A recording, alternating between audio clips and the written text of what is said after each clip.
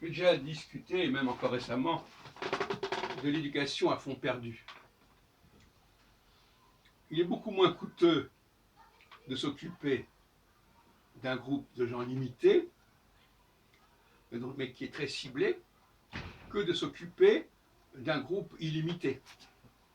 C'est ce qu'on pourrait opposer entre l'agriculture extensive et intensive. Faire de l'éducation extensive, c'est un peu la règle du jeu aujourd'hui, et à mon avis, c'est ruineux. C'est ruineux, mais ça correspond à une certaine idée de la démocratie égalitaire, où tout le monde doit avoir ses chances, etc. Alors justement, je reviens sur la fameuse formule que j'aime bien, il y a beaucoup d'appelés et peu d'élus. Au départ, on est dans le BLE, dans le possible, dans le capable. C'est-à-dire que c'est une condition, on existe, bon d'accord.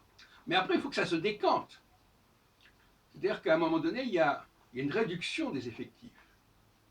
Petit à petit, une réduction des effectifs, au point qu'à un moment donné, on arrive à un nombre limité de personnes qu'il faut surveiller, qu'il faut protéger, qu'il faut encourager, à qui il faut donner les moyens.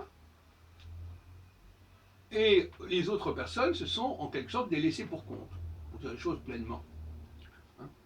Le passage du BLE au ANT et au ED, pour employer la terminologie linguistique que j'ai élaborée, la Trinité, le participe présent, le participe passé, et ce que j'appelle l'habilitation, c'est-à-dire tout ce qui est en bleu, possible, capable, etc., qui est passé en anglais d'ailleurs.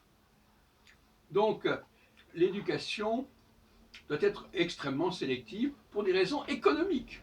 Pour des raisons économiques. D'abord parce que ça coûte moins cher quand il y a peu de monde à gérer.